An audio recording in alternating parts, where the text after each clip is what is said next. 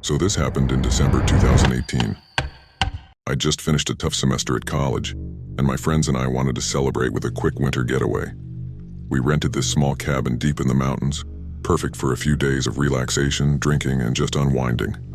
The drive out there was long and winding, but eventually, we got to the cabin. It was cozy, but pretty remote.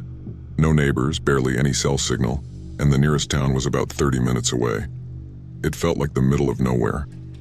The first night was amazing. We cooked dinner, played cards, and just enjoyed being cut off from the world for a while. But when it got dark, things started to feel different. There was this heavy silence outside, and every sound seemed amplified. We brushed it off as our nerves, and soon enough we were joking and laughing again. Around midnight, as we were getting ready to turn in, we heard a loud bang outside. We froze, listening for any other sounds, but it was dead silent. One of my friends, Jake, decided to check it out, so he grabbed a flashlight and opened the door. The rest of us stayed inside watching him shine the light around, but he didn't see anything out of the ordinary. Eventually, he came back in, locked the door, and shrugged it off as a fallen branch or something. But that was just the beginning. A couple of hours later, I woke up to the sound of something tapping on the window. I tried to ignore it, thinking it was just a branch scraping against the glass. But then I heard a faint voice, a woman's voice, whispering something I couldn't quite make out. I sat up, heart racing and strained to listen. That's when I heard it clearly. "Help me. Please help me." I jumped out of bed and ran to wake up Jake. I told him what I heard, but he just groggily told me to go back to sleep. But right then we both heard it again, clearer and more desperate. "Help me, I'm lost." The voice was coming from right outside the cabin. We hesitated, but eventually Jake grabbed his flashlight again, and we both went to the front door. I opened it slowly, and the cold air rushed in. But the strange thing was, there were no footprints in the fresh snow leading up to the cabin. Nothing at all, like no one had been there. Suddenly the voice came again, louder and almost frantic. "Please, I'm right here." But there was no one in sight. Jake and I looked at each other, too freaked out to investigate further.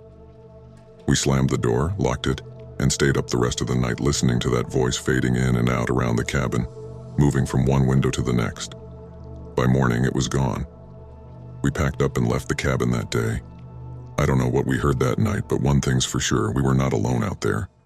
All right, this happened in January of 2020, right after New Year's. I had gone up to my family's old cabin for a solo winter getaway. It was something I'd done every now and then. Take a few days to clear my head and enjoy some peace. The cabin was in a pretty secluded area, surrounded by woods and sitting next to a frozen lake. The first couple of nights were perfect. I'd spend the days reading, hiking a bit, and just enjoying the quiet. But on the third night, things got strange. It was around midnight, and I was just getting ready for bed when I heard this faint crunching sound outside. At first, I thought it was an animal, a deer maybe. But the crunching kept getting closer and closer. I walked over to the window to peek outside and saw nothing, just the dark woods and snow. But as I was about to turn away, something caught my eye. There was a shape, maybe 20 feet from the cabin, standing just on the edge of the tree line. I squinted, trying to make it out, and realized it was a person. They were just standing there, facing the cabin. I felt a shiver run down my spine. I knew this place was isolated. There were no nearby neighbors, and the nearest town was a good 40-minute drive away. So, who would be out here in the middle of the night? I kept watching, hoping they'd just turn and walk away. But they didn't. They stayed there, completely still, barely even moving.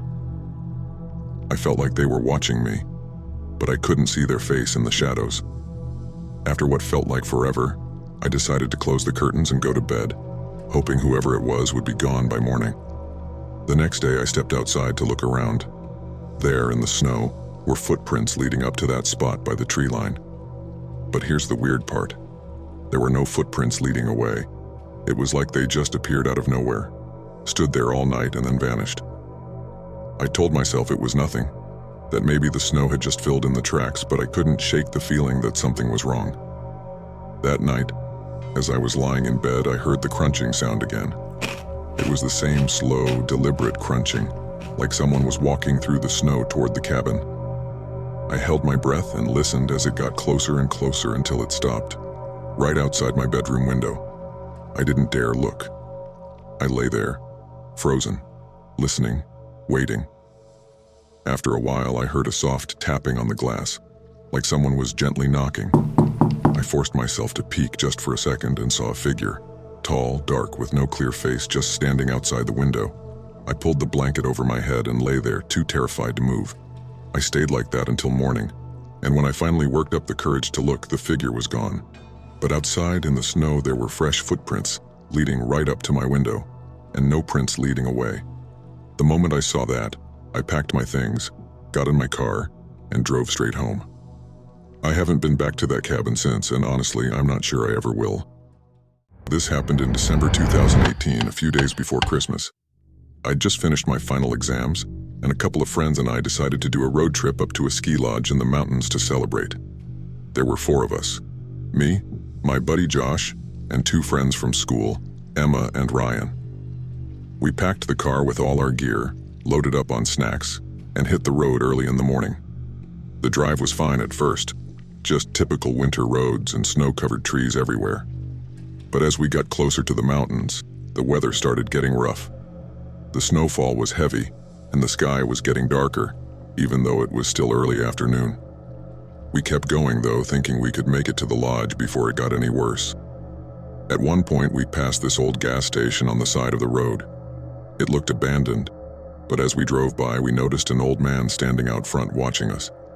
He looked like he was warning us, waving his arms a bit as if to signal us to stop, but we didn't pay it much mind. We were just focused on getting to the lodge. After a while, we realized we'd made a wrong turn. The GPS signal was going in and out, and somehow we ended up on this narrow, winding road that wasn't even on the map. The snow was coming down hard now, and visibility was almost zero.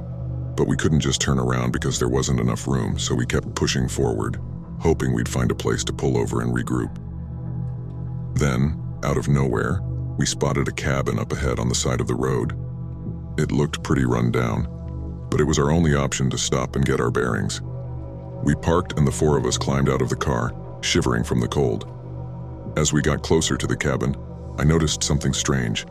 The windows were all boarded up, and there were no signs that anyone had been there in years. But the door was open, just barely cracked. We figured someone might be inside, maybe a caretaker or someone who could give us directions, so we called out. No answer.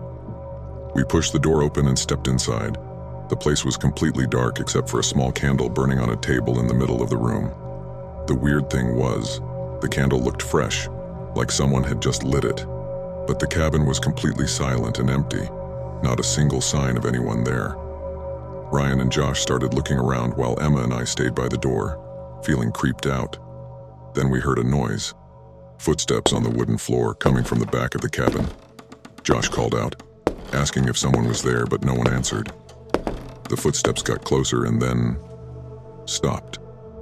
We all stood there, frozen, listening. Then, just as suddenly, the footsteps started again, moving toward us, faster this time, like someone was running. We panicked, stumbling over each other as we scrambled out of the cabin. We bolted to the car, but as we were climbing in, I glanced back at the cabin. I swear, in one of the dark windows, I saw a shadowy figure just standing there watching us. And right then, as I looked back, the candle on the table went out, leaving the cabin pitch black. We drove out of there as fast as we could, not even caring if we were going the wrong way. After what felt like hours, we finally made it back to the main road and didn't stop until we reached the ski lodge. We were all shaken, but none of us talked about what we saw. We didn't want to know. That trip still haunts me, and I've never gone back to those mountains in winter since.